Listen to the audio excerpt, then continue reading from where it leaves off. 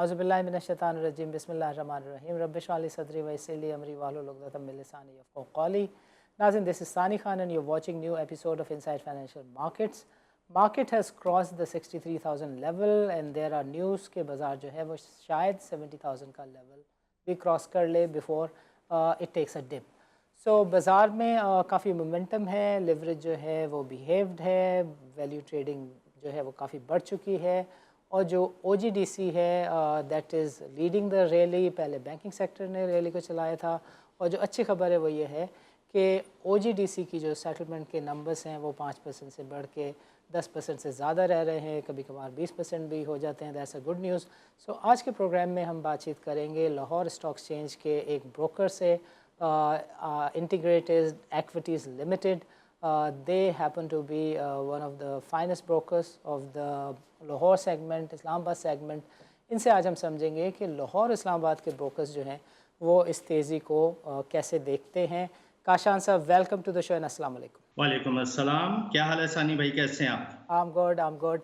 Kashan sir, when you look at the market, when you look at the economy, when you look at the trade, commerce and industry, बाजार हिस्से के अलावा सब जगह challenges है. So last 2 months we have seen a buoyancy in the capital market. I want you to kindly comment ke what are the triggers of the market and going forward, how do you look at the market? Thank you for inviting me. और I take this opportunity to explain my point of view. देखिए, जिस condition में इस वक्त हमारी market है, market में जो पिछले एक अरसे से हमने एक 5-6 साल का एक लैकलस्टर पीरियड देखा, उसमें सबसे बड़ा प्रॉब्लम ये था कि इन्वेस्टर का कॉन्फिडेंस बिल्कुल शैटर हो गया था और मार्केट मुसलसल गिरावट का शिकार थी। डिस्पाइट के इस सारे पीरियड में हमारी इकोनॉमी ने ग्रोथ रिपोर्ट की और 2 साल तो हमारी जीडीपी ग्रोथ 5% से ज़्यादा थी। So it is a unique case कि जहाँ पे 5% प्लस जीडीपी के अगेंस्ट हमारी स्टॉक मार्केट गिरावट का शिकार रही। इनफैक्ट अगर उधर 5% जीडीपी ग्रोथ थी तो हमारी मार्केट और इंडेक्स जो है वो 5% to 7% गिर रहा था, जबकि दुनिया में ऐसा कभी भी नहीं होता। हमेशा जीडीपी ग्रोथ का 2x और 3x आपका स्टॉक मार्केट परफॉर्म करती है, जिसकी बुनियादी वजह ट्रस्ट का ना होना और पॉलिटिकल अनसर्टेनिटी थी। पॉलिटिकल अनसर्टेनिटी ने हमारे इन्वेस्टर को और इन्वेस्टमेंट क्लाइमेट को, नॉट ओनली स्टॉक मार्केट बल्कि ओवरऑल पूरी इकोनॉमी को बहुत बुरी तरह से मुतासिर किया, जिसकी वजह से हमें अच्छी चीजों के भी नेगेटिव रिजल्ट देखने को मिले। फाइनली इस साल जब हमने देखा कि अगस्त में जैसे ही नई हुकूमत बनी, निगरान हुकूमत आई, तो वो बड़े फोकस थे, प्रोफेशनल सेटअप था और हुकूमत ने बड़े अच्छे स्टेप्स लिए। अगर हम इस रैली का जायजा लें तो ये जून से स्टार्ट हुई और इनिशियली इसका जो फोकस था वो सिर्फ बैंकिंग सेक्टर था और बैंकिंग सेक्टर ने पूरी रैली को लीड किया था और बाकी तमाम सेक्टर्स वहीं पे थे। लेकिन इस रैली ने सेकंड स्टेप हमने उस वक्त देखा जब सितंबर में जो currency exchange, illegal currency exchange के खिलाफ हुकूमत ने एक बड़ा ऑपरेशन लॉन्च किया, जो कि वक्त की ज़रूरत था, बल्कि थोड़ा लेट हुआ लेकिन देर आए दुरुस्त आए। और जब ये करेंसी के खिलाफ ऑपरेशन शुरू हुआ तो शुरू में ना स्टॉक मार्केट और इकोनॉमी किसी ने भी रिएक्ट नहीं किया और चूंकि हम 5-6 साल से ऐसी चीज़ें देखते आ रहे थे तो इसके आदी हो गए थे और यही कहते रहे कि ये सस्टेनेबल नहीं है, ये 3-4 दिन 5 दिन के बाद वापस हो जाएगा। लेकिन हमने देखा कि ये ट्रेंड ना सिर्फ सस्टेनेबल रहा बल्कि जैसे जैसे करेंसी कंट्रोल होती गई लोगों का कॉन्फिडेंस बढ़ता चला गया। That was the main turning point. पहले हमने आईएमएफ को देखा कि आईएमएफ की डील के बाद मार्केट ने जोरदार वेलकम किया, 4,500 पॉइंट का एक इजाफा देखा गया, लेकिन अगस्त में फिर पॉलिटिकल चेंज की और वो सारे निज़ाम की वजह से मार्केट डाउन गई। बट सितंबर से जो स्टार्ट हुआ और जब सितंबर एंड हो रहा था और हमने देखा कि डॉलर जो है एक्सचेंज रेट हमारा 280 और उस लेवल पे आ चुका था, वहाँ से हमें या मार्केट के इन्वेस्टर्स को एक नया ट्रस्ट और कॉन्फिडेंस मिला, जो कि हमने देखा कि अक्टूबर और नवंबर में एक एग्रेसिव रैली की, बुलिश रैली की शक्ल में हमें नजर आया, और जो अभी तक कंटिन्यू है। सो परसेप्शन बेहतर हो गई, राइट। कॉन्फिडेंस आ गया। इकोनॉमी को जो चीज सबसे ज्यादा हर्ट कर रही थी वो एक अनकंट्रोल्ड इन्फ्लेशन था, और इस अनकंट्रोल्ड इन्फ्लेशन की बुनियादी वजह अनकंट्रोल्ड एक्सचेंज रेट था। राइट। क्योंकि हमारी इंपोर्ट बेस इकोनॉमी है, रॉ इंडस्ट्रियल रॉ मटेरियल्स भी हम इंपोर्ट कर रहे हैं, और जो बहुत सारे फिनिश गुड भी इंपोर्ट कर रहे हैं, जिसकी वजह से हमारी इन्फ्लेशन बिल्कुल आउट ऑफ कंट्रोल थी, और उसकी वजह से हम उसकी कोई प्रिडिक्शन भी नहीं कर सकते थे कि हमारा इन्फ्लेशन किसी पॉइंट पे रुकेगा या हम टर्की की तरह फ्री फॉल में जाते चले जाएंगे। बट मैं ये समझता हूं कि जो हुकूमत ने सबसे पहले करेंसी को कंट्रोल करके बहुत बहुत अच्छा स्टेप लिया है, और इसके लिए मौजूदा हुकूमत को इसका ड्यू क्रेडिट देना चाहिए, और हम देते रहेंगे। इस स्टेप के बाद हमने अपनी तमाम चीज़ों को कंट्रोल होते देखा, और सेकंड स्टेप जो था वो, जो मैं समझता हूँ, वो अफगान ट्रांजिट ट्रेड की रेगुलेशन थे।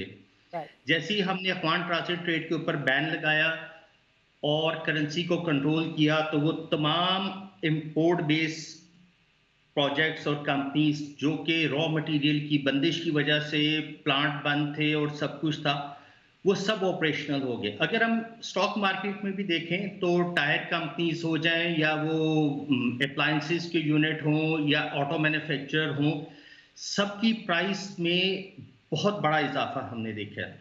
सबसे ज़्यादा इजाफा ऑटो सेक्टर में था, ऑटो सेक्टर सबसे ज़्यादा मुतासिर था। सो ऑटो सेक्टर की रैली जो है वो इन्वेस्टर के इस ट्रस्ट और कॉन्फिडेंस को शो करती है। फिर हमने देखा कि जो इन्वेस्टर्स साइड पे बैठे थे, अब वो भी मार्केट में एंट्री ले रहे हैं, जिसकी बुनियादी वजह करेंसी का कंट्रोल है और एसआईएफसी की तरफ से लिए जाने वाले स्टेप्स हैं। बिल्कुल ठीक। एसआईएफसी के क्याम के बाद हमें अपनी प्राइवेटाइजेशन के मामलात और दीगर मामलात पे इकोनॉमी में, स्पेशली जो पब्लिक सेक्टर से रिलेटेड है, उसमें बहुत ज़्यादा क्लैरिटी मिली। ये एक सेंट्रल अथॉरिटी है राइट। जो कि अपने स्टेप्स ले रही है और अपने डिसीजंस के ऊपर इम्प्लीमेंट करवा रही है। तो जब हम गवर्नमेंट की पॉलिसीज और चीज़ों पे इम्प्लीमेंट होते देखते हैं, तो पब्लिक और मार्केट उसका ज़रूर पॉजिटिव रिएक्शन देती है। आशान, आर यू ट्राइंग टू से कि जो एसआईएफसी के फंड के अंदर आपके स्टेट ओन्ड इंस्टीट्यूशन एंटरप्राइजेस चले गए, उसको बेचने के लिए प्राइवेटाइजेशन का प्रोसेस नहीं चाहिए होगा, वो वहीं से उसके हिस्से बेचे जा सकते? बिल्कुल ऐसा ही है, और इसके क्याम का मकसद भी ये है कि सबसे पहले तो ये जो प्रोजेक्ट्स थे, बल्कि मेरा तो ख्याल है कि मजीद कंपनीज को भी इसमें ऐड करना चाहिए, क्योंकि पहले ये कंपनीज मिनिस्ट्रीज के कंट्रोल में थी। राइट। तो अब ये मिनिस्ट्रीज के कंट्रोल से निकल आई हैं और प्रोफेशनल मैनेजमेंट के लिए काम करने की गुंजाइश बन गई है। और चूंकि अब ये वेल्थ फंड में है, जिस तरह एक आम पब्लिक फंड होता है, जिस तरह से एक आम म्यूचुअल फंड होता है, उसी तरह से ये एक फंड है, but not a listed fund. दुनिया में दीगर तमाम मुल्क भी अपनी वेल्थ फंड इसी तरह से मैनेज कर रहे हैं। तो जब हम जीसीसी या किसी और मुल्क के फ्रेंडली कंट्रीज या किसी और इंस्टीट्यूशन को इसमें पार्टिसिपेट करवाएंगे, आइदर हम उन्हें नए यूनिट इशू कर देंगे या हम गवर्नमेंट अपने एग्जिस्टिंग यूनिट्स उनको सेल कर देगी। तो बाय दैट वे जो वो वेल्थ फंड के जब पार्टिसिपेंट हो जाएंगे, तो उनकी डायरेक्टरशिप और वो बिजनेस को डायरेक्टली मॉनिटर करने के काबिल होंगे। तो that is a very positive step, और मेरे ख्याल में तो मजीद कंपनीज को वेल्थ फंड में ऐड करना चाहिए, या वेल्थ फंड 2 क्रिएट कर देना चाहिए कि अगर वेल्थ फंड 2 में कोई और इन्वेस्टर्स पार्टिसिपेट करना चाहें तो वो वेल्थ फंड 2 में चले जाएं। That fantastic is a Kashan. Very good step by the understood government. Understood Kashan साहब, अभी वक्त हुआ चाहता है छोटे से वक्फे का। वक्फे के बाद हम चाहेंगे कि हम थोड़ा सा जो पुराने इन्वेस्टर्स हैं, जिनको काफ़ी सारी खदशात हैं, परेशानियां लाहक हैं, और वो तज़ब्ज़ुब का शिकार हैं कि वेदर वो इस तेज़ी में भी नए रेट्स देख पाएंगे। पुराने रेट्स जो हैं वो अभी तक नहीं आए हैं, ज़रा इस टॉपिक को भी छेड़ेंगे आपके साथ, but right after a short break.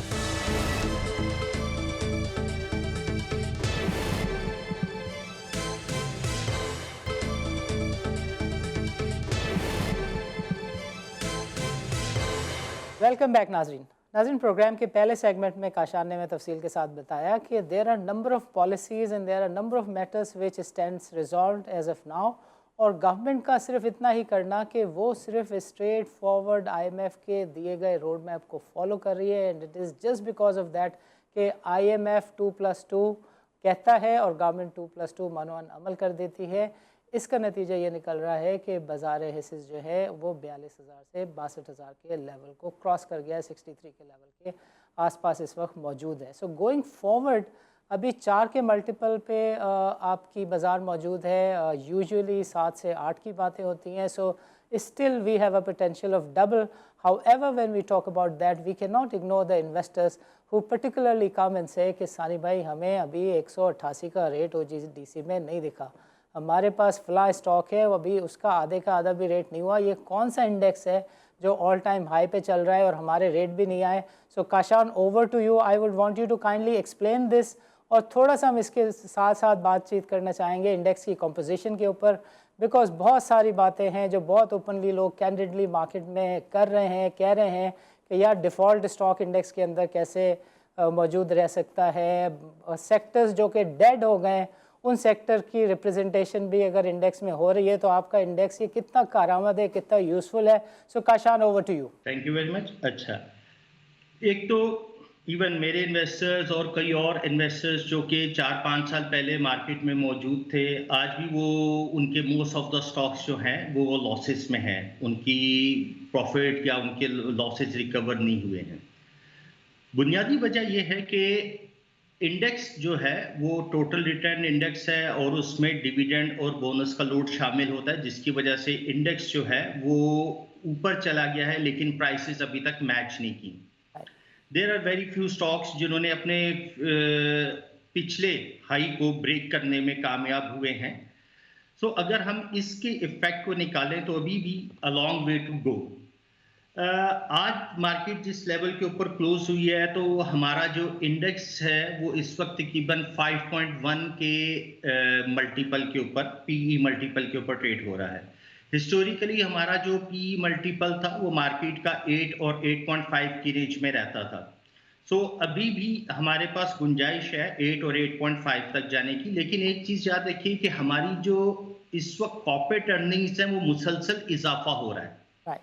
तो जो नए रिजल्ट्स आएंगे, दिसंबर बेस रिजल्ट्स आएंगे, उसकी एडजस्टमेंट के बाद फिर आपकी PE रेशोज दोबारा से सेटल होंगी। जिस तरह से हमारे बैंकिंग के, फर्टिलाइजर के और बाकी सेक्टर्स के रिजल्ट हैं, तो PE रेशोज एक दफ़ा फिर से हमारी कमी का शिकार होंगी क्योंकि अर्निंग्स बढ़ जाएंगी।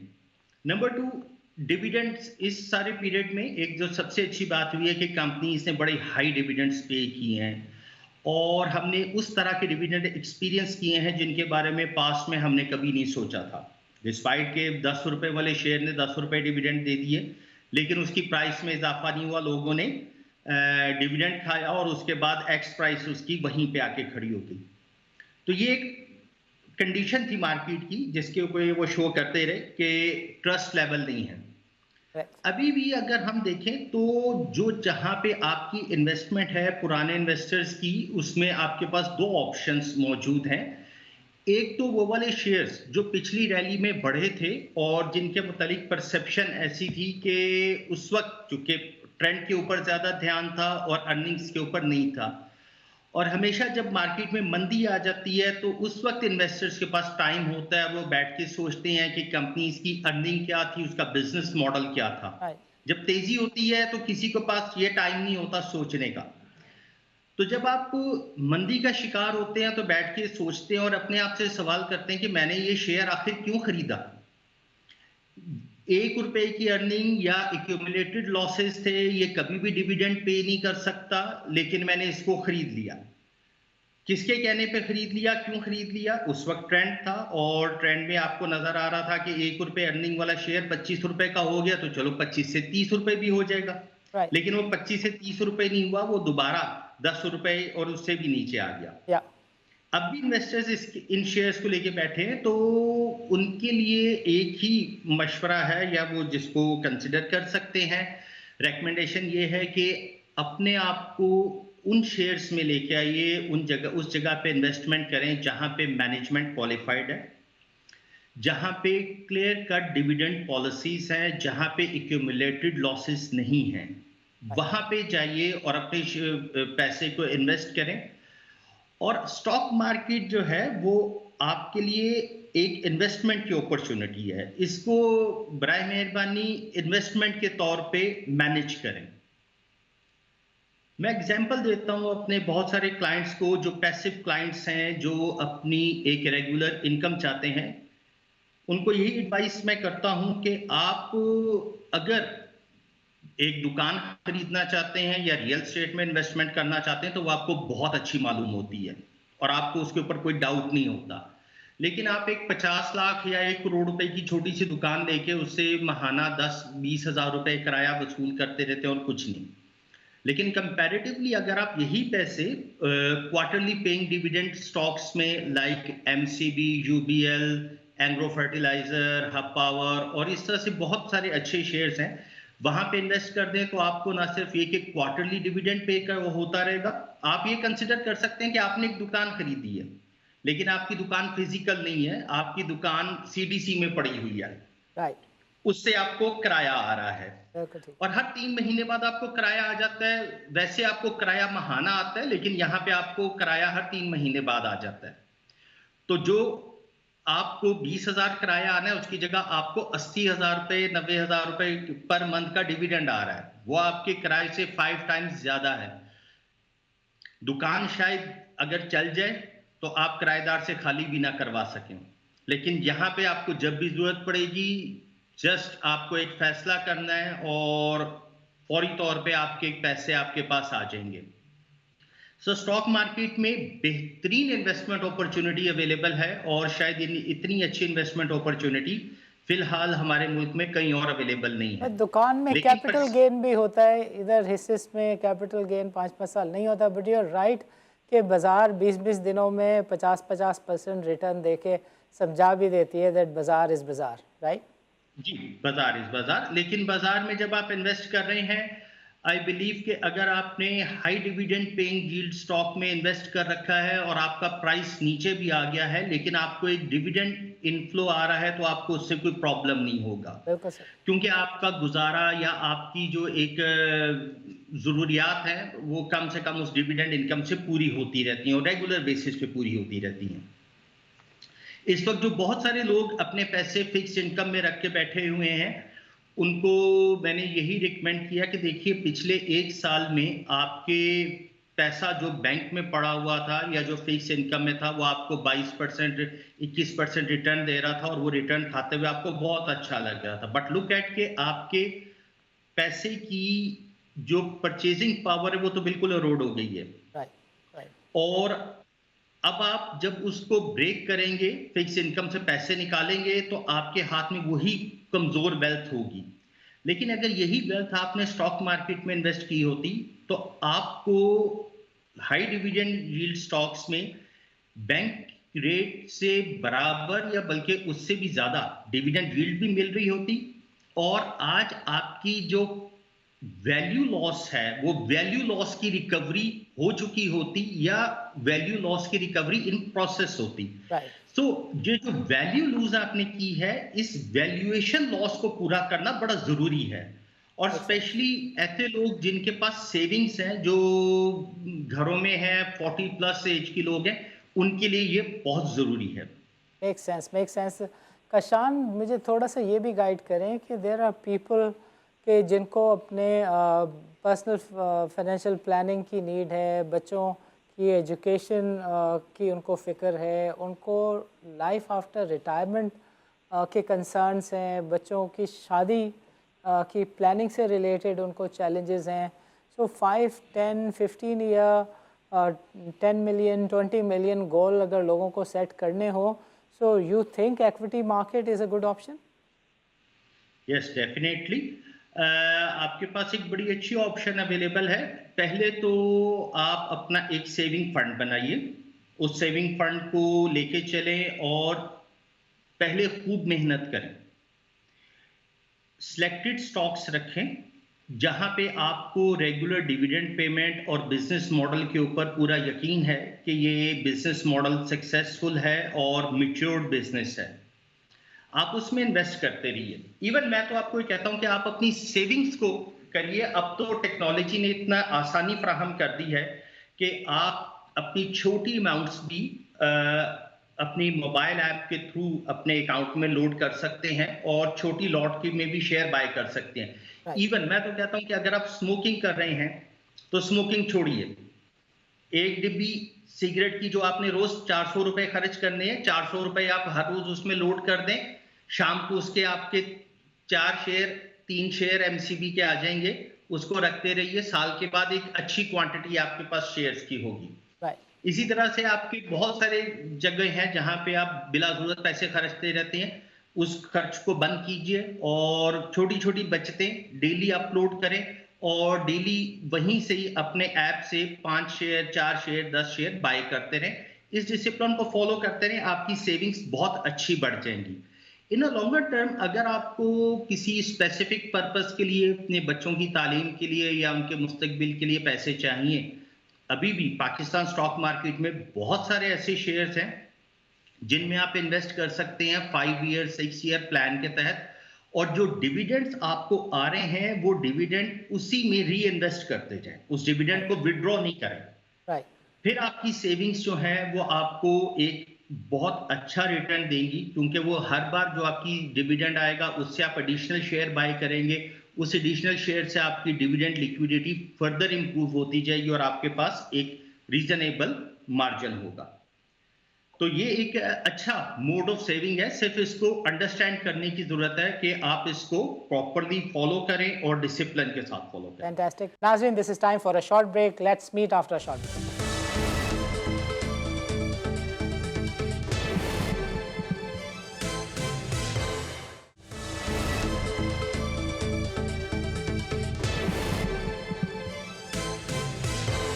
वेलकम बैक नाजरीन। काशान साहब, मैं चाहूँगा कि थोड़ा सा हम डिस्कशन जो है वो इंडेक्स के ऊपर भी कर लें। जो इंडेक्स की करंट कंपोजिशन है और जो स्कीम है, इससे as a broker, as a service provider आप कितने मुतमईन? देखिए, जो हमारा बेंचमार्क इंडेक्स है 100 इंडेक्स, मेरा ख्याल है कि इसकी रिकॉम्पोजिशन दोबारा होनी चाहिए। जो मेरी ऑब्जर्वेशन है उसके मुताबिक अभी कुछ सेक्टर्स ऐसे हैं जहां पे सिर्फ सिंगल कंपनी है, उसमें कोई और कंपनी नहीं है। लीजिंग सेक्टर है, जूट सेक्टर है, ओपन एंड म्यूचुअल फंड्स हैं। ये सेक्टर्स प्रैक्टिकली खत्म हो चुके हैं, लेकिन इंडेक्स रूल के मुताबिक हमें हर एक सेक्टर से मिनिमम एक कंपनी जरूर लेनी है। तो हमारी इंडेक्स में गैर जरूरी तौर पे ऐसी कंपनीज भी एडिड हैं जो कि या तो ट्रेड नहीं होती या उनकी फाइनेंशियल कंडीशन बहुत बुरी है। इवन जूट में जो कंपनी है, I want to ask why the sector rule. भाई, सेक्टर जब इकोनॉमी कोलैप्स कर गई, काफ़ी सारे सेक्टर्स का नामो निशान नहीं है।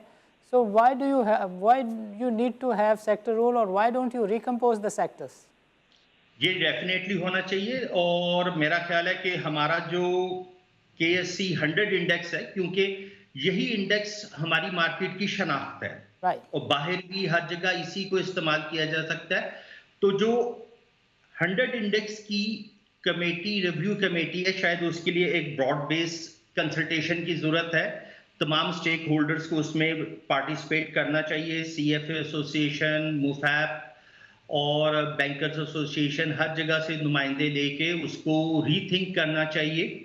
और ऐसे सेक्टर्स जो नॉन परफॉर्मिंग है या ऐसे सेक्टर्स जिनमें अब लीजिंग का बिजनेस ऐसे खत्म हो चुका है, ओपन एंड म्यूचुअल फंड्स का बिजनेस खत्म हो चुका है, तो इन सबको मर्ज कर देना चाहिए मिसलिनियस सेक्टर में, ताकि इनसे गैर जरूरी तौर पे जो 6-7 कंपनीज एडेड है हमारे इंडेक्स में वो नहीं होनी चाहिए। जिसकी वजह से अब जब बाहर कोई इंस्टीट्यूशंस जब हमारे इंडेक्स का रिव्यू करते हैं तो उनको ये चीज बड़ी हैरत अंगेज मालूम होती है कि कई बहुत स्मॉल साइज कंपनीज इंडेक्स का हिस्सा है और कहीं पे बैंक डिफॉल्टेड कंपनीज या ऐसी कंपनीज जिनमें ऑपरेशंस बंद हो चुके हैं, Right. वो भी इंडेक्स का पार्ट है।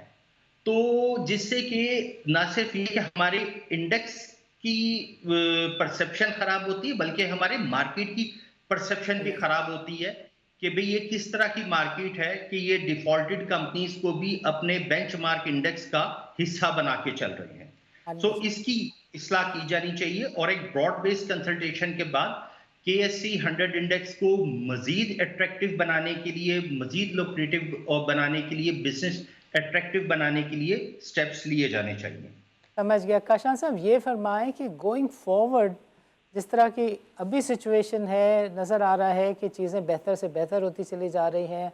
इलेक्शन अगर वक्त पे हो जाते हैं तो फिर हम एक्सपेक्ट कर सकते हैं कि एक उसकी भी पॉजिटिव मोमेंटम होगा और एक उसकी भी पॉजिटिव ट्रैक्शन होगी। सो how do you look at the situation post election? और ये जो मौजूदा रैली है इसके बारे में मुख्तलिफ आरा पाई जाती है। कुछ लोग इसको कमेंट कर रहे हैं कि इसको 70 तक जाना होगा before it takes correction. Some people say कि 65 का लेवल है, 70 का लेवल है, बट मोमेंटम इज़ गुड। और मैं जिस चीज़ को काफ़ी एक्नॉलेज अप्रिशिएट करता हूँ that is the value traded, जो कि लास्ट 3 वीक से 20 बिलियन रुपये से ज़्यादा है। I really acknowledge and appreciate it. So how do you look at it and how long you think कि it this rally can sustain? देखिए, जब हमारी मार्केट इतने हाई लेवल के ऊपर ट्रेड हो रही है, हमारी मार्केट में वॉल्यूम्स इतने ज़्यादा हैं, तो जितनी ब्रॉड बेस्ड पार्टिसिपेशन है, इस हिसाब से हमें हर वक्त वॉलेटिलिटी के लिए तैयार रहना चाहिए। हमारी मार्केट जितनी ऊपर जाएगी, वॉलेटिलिटी उतनी बड़ी होगी, स्विंग उतनी ही बड़ी होगी। करेक्शन मार्केट में आए, that's a good for the market, और आनी चाहिए। लेकिन आप ये मत सोचें कि करेक्शन आपकी ख्वाहिश के मुताबिक आपके वक्त पे आ जाएगी। नहीं, ये भी तो बताएं कि इस डर से कि यार मैंने थोड़ी सी करेक्शन की ड्राइव लेनी है और सारी दुनिया माल फेंक के ना चली जाए, आप बाजार को रोको ही नहीं यार, ये भी तो जुल्म है ना।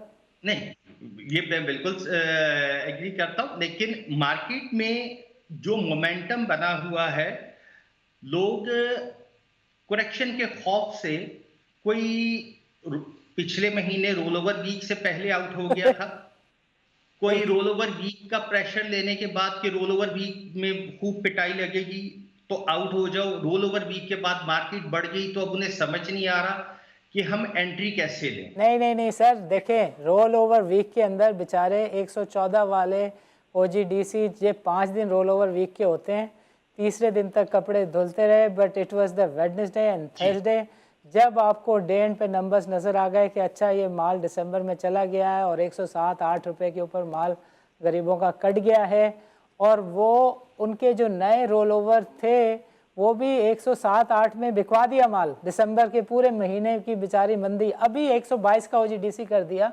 If you are moving the market just because of a one stock, ये भी तो मुनासिब नहीं है। नहीं, देखिए, जब आप मैं अपने इन्वेस्टर्स को या अपने क्लाइंट्स को हमेशा एक बात कहता हूं कि आप जो भी इन्वेस्टमेंट करें पूरे ट्रस्ट और कॉन्फिडेंस के साथ करें। राइट। जब आपको अपनी इन्वेस्टमेंट के ऊपर और मार्केट के ऊपर कॉन्फिडेंस है तो आप अपनी लाइन ऑफ एक्शन को लेके चलें। बिल्कुल सही।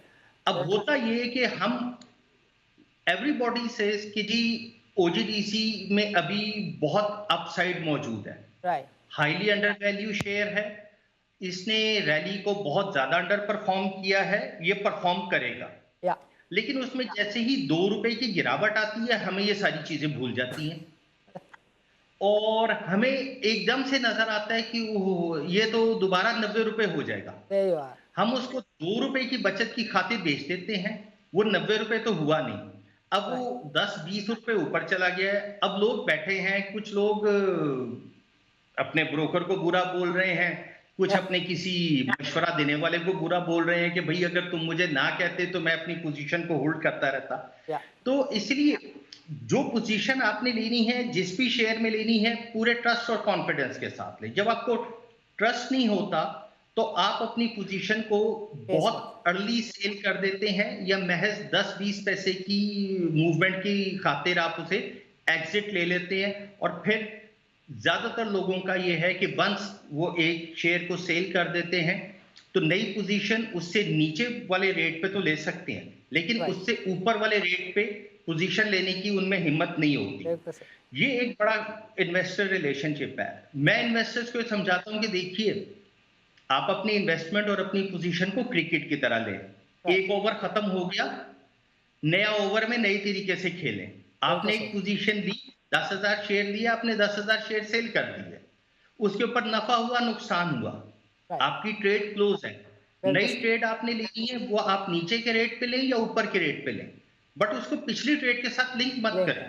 बिल्कुल सही, बिल्कुल सही, इट तो मेक्स सेंस। ये इस तरह से अपने बिहेवियर को लेके चलें तो आपको अपनी रिटर्न कमाने की अपॉर्चुनिटी मिलती रहेगी। हाउ लेकिन sustainable you again think the current rally is? Sir, current rally is very much sustainable, और जब तक कि आगे कोई मेजर नेगेटिव इवेंट नहीं होता, लाइक कोई ऐसा पॉलिटिकल या कोई नहीं इंटरनेशनल देखें, लेवल पे सबसे कोई बड़ा इवेंट जो है 15 दिसंबर को सामने रखा हुआ है ना, election schedule. Half of the nation, आधी सटोरिया कौम कहती है इलेक्शन शेड्यूल नहीं आ रहा, बिकॉज सारी मार्केट इसी सट्टे पे चली है कि this setup is going to continue. अगर इलेक्शन शेड्यूल नहीं आया तो ये बाजार चलेगी, अदरवाइज नहीं चलेगी। You agree with that? Agreed. मैं आपको एक बैकग्राउंड दे दूं। या पिछले 4 साल में हमने मार्केट में क्या देखा। मैं अपने क्लाइंट्स के साथ एक बहस करता था कि मैं आपको इकोनॉमी के ऊपर या एक कंपनी की बिजनेस परफॉर्मेंस और उसकी डिविडेंड के ऊपर तो ओपिनियन अपनी राय दे सकता हूं, राइट, लेकिन मैं आपको पॉलिटिक्स नहीं बता सकता। बिल्कुल सही। हम लोग अपने सामने ट्रेड स्क्रीन को खोल के साथ टीवी को हर वक्त देखते रहते थे कि अभी अदालत से खबर आएगी तो मार्केट नीचे चली जाएगी या ऊपर चली जाएगी। राइट, सारा दिन अदालतों के फैसले हमारी मार्केट और ट्रेंड का फैसला करते थे, राइट, या सियासी जलसे जुलूस पे फैसला करते थे।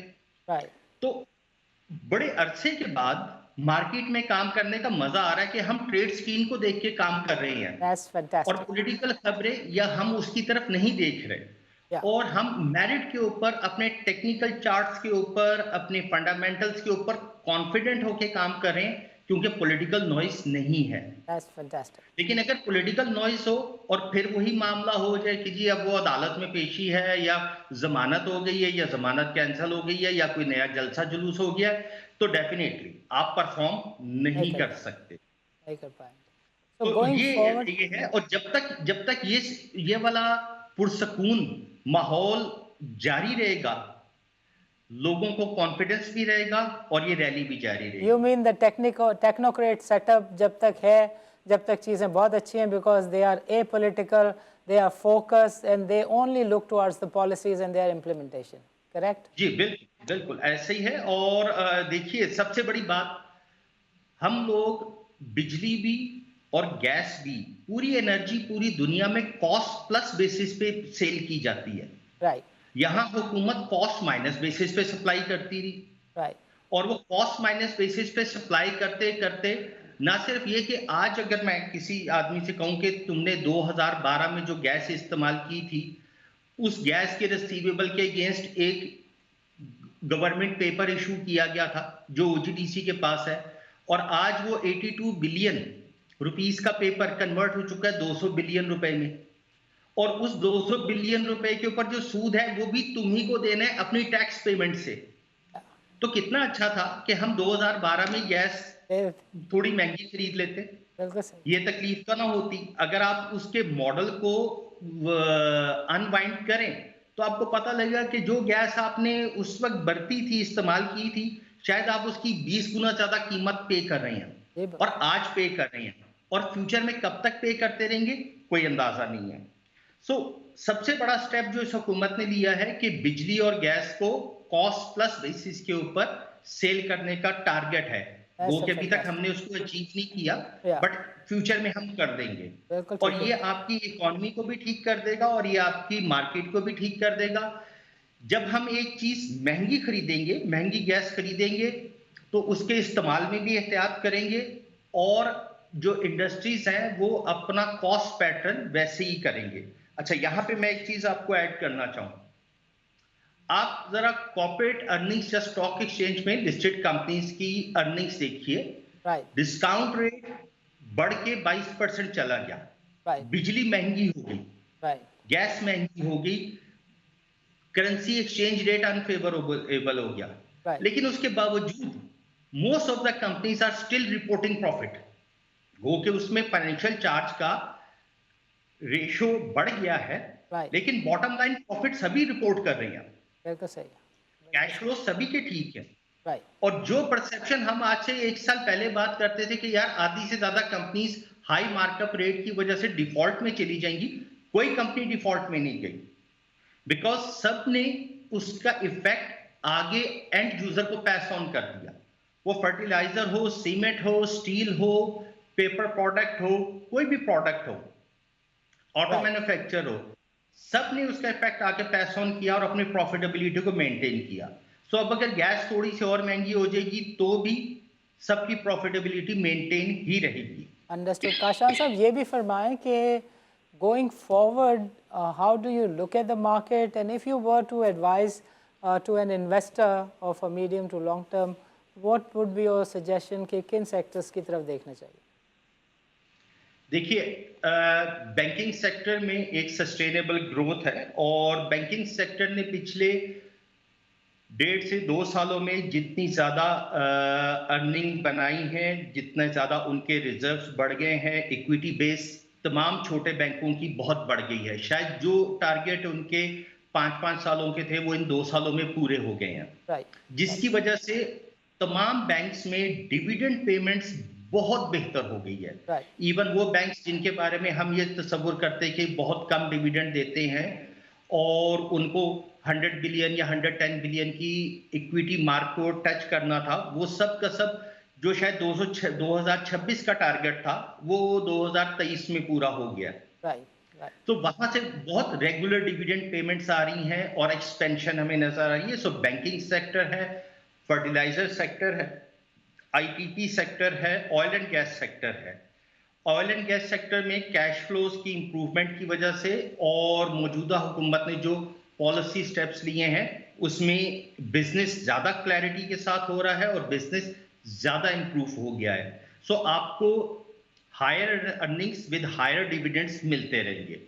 उसके बाद आप मुख्तलिफ सेक्टर्स में मल्टीनेशनल कंपनीज को देख सकते हैं और ऐसी कंपनीज को देख सकते हैं जहां पे बिजनेस मिच्योर है। मिच्योर बिजनेस की मैं बात करूंगा, जो सर्वाइविंग बिजनेस या जो अभी ग्रोथ के फेज में है उनको आप मिड टर्म के लिए या लॉन्ग टर्म के लिए सिलेक्ट ना करें, उनकी ग्रोथ को मिच्योर होने दें, राइट वेट करें।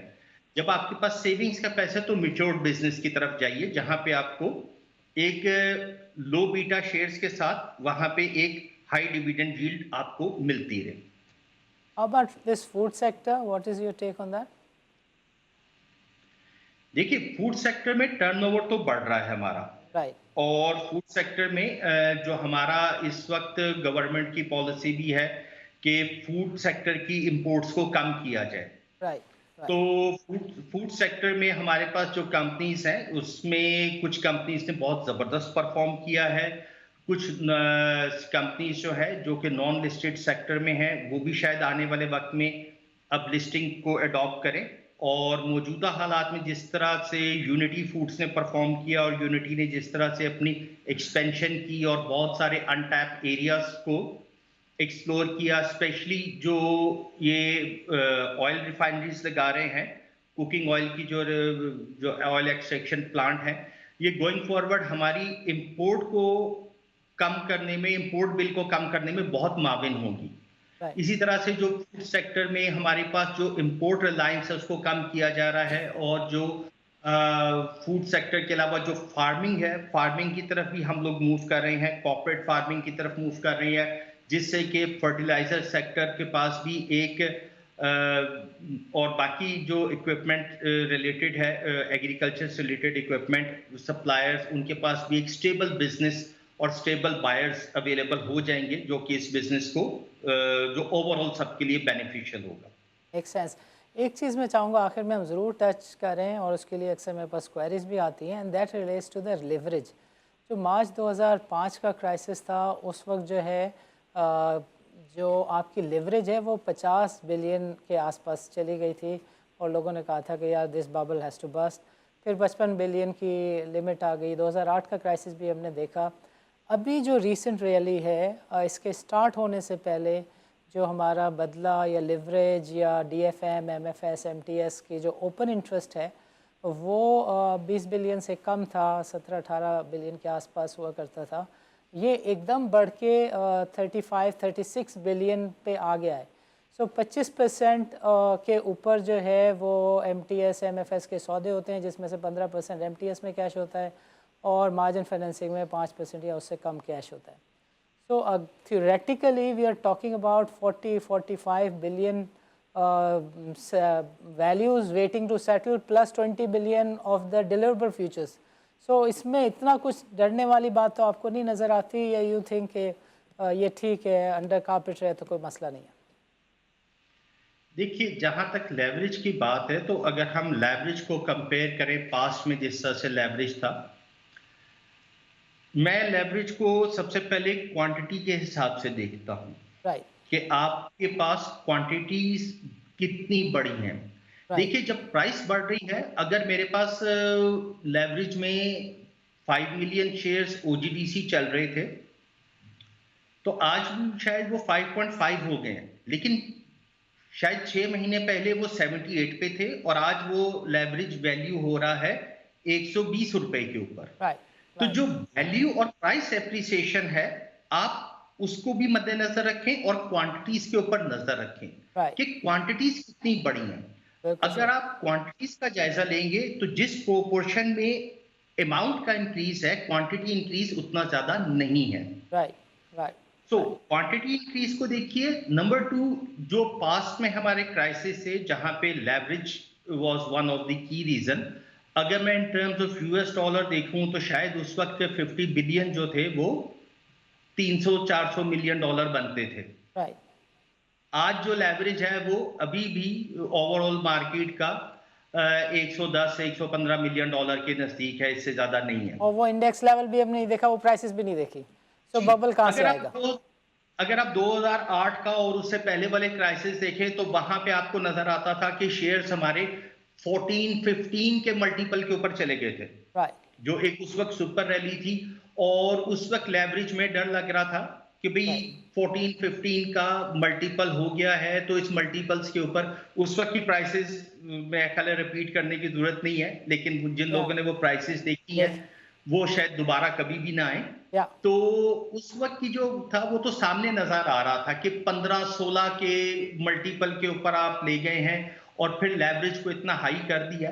अभी लेवरेज में ज्यादा इशू नहीं है। और उसके अलावा ऐसा हमने मार्च का कॉन्ट्रैक्ट भी नहीं देखा कि ओजीडीसी 70 रुपये से शुरू होकर 187 पे पहुंच जाए। सो अभी ज़रा बिहेव्ड तेज़ी है, दैट रियली मेक सेंस कि लिवरेज भी तरीके से बढ़ रही है, तेज़ी भी सुथरी हो रही है, और सेटलमेंट के नंबर्स भी जो हैं वो 5% से ओजीडीसी के 20% पे देख के मुझे लिटरली खुशी होती है कि बहुत ज़्यादा डरने की बात नहीं। हाँ, नहीं, फिर दूसरी बात ये कि जो फ्रेश इनफ्लोज आए हैं कुछ गवर्नमेंट इंस्टीट्यूशंस की तरफ से, बायबैक की फॉर्म में, फॉरेनर्स की तरफ से और इंडिविजुअल्स की तरफ से और नॉन रेजिडेंट पाकिस्तानीज की तरफ से, ये एक सस्टेनेबल कैश मार्केट में इन्वेस्ट हुआ है। लेवरेज बेस तो अपनी जगह मौजूद है, लेकिन इसने मार्केट को एक बहुत बड़ी लिक्विडिटी दी है। देखिए, जो इस वक्त हमारे पास सबसे अच्छी बात है वो ये है कि हमारी जो बायबैक्स है, बायबैक्स ने मार्केट को अबव 35 बिलियन रुपीस की एक लिक्विडिटी प्रोवाइड कर दी है। फिर इसके अलावा हमने देखा कि जो हमारे फॉरेन इन्वेस्टर्स थे जो शायद ओपन मार्केट में आके अपने शेयर डिसइन्वेस्ट करते, जैसे एमसीबी था और कुछ और एग्जांपल्स हैं, नेशनल फूड्स था और अल्फला बैंक था, तो उस सब को स्पॉन्सर्स ने ही मैनेज किया। और मार्केट प्लेयर्स ने अपनी लिक्विडिटी उसमें इन्वेस्ट नहीं की, जिसकी वजह से मार्केट को ये भी एक इनडायरेक्ट लिक्विडिटी मिली है। सो मार्केट में लिक्विडिटी इनफ्लो इतना बड़ा था कि जिसने पास्ट में होने वाले आउटफ्लोज को बहुत हद तक मैनेज कर लिया है, और ये इनफ्लोज अभी जारी रहेंगे, ये रुकेंगे नहीं। लास्ट थिंग जो मैं आपको ऐड करना चाहूंगा, हमने अभी देखा कि MSCI फ्रंटियर इंडेक्स का रिव्यू हुआ, नेक्स्ट रिव्यू हमारा फरवरी में ड्यू है। जिस तरह से हमारी मार्केट परफॉर्म कर रही है, जिस तरह से मार्केट का टर्नओवर बढ़ा है, जिस तरह से मार्केट की वैल्यू ट्रेडेड डेली बढ़ी है, ये सब हमारी मार्केट के पॉइंट्स को ऐड कर रहा है। या so I am very much hopeful कि अगर मार्केट इसी तरह चलती रही तो जो नेक्स्ट रिव्यू होगा उसमें पाकिस्तान की वेटेज में एक अच्छा बड़ा इजाफा होगा। रिसेंट जो हमने देखा जिसमें कि डिक्लाइन। एक डिक्लाइन हुआ, लेकिन जो लेटेस्ट फॉरेन फ्लोज आए हैं वो शायद अगले रिव्यू में हमें बहुत रिफ्लेक्ट हो। अच्छे मिले और हमारी मार्केट की परसेप्शन फर्दर इंप्रूव हो।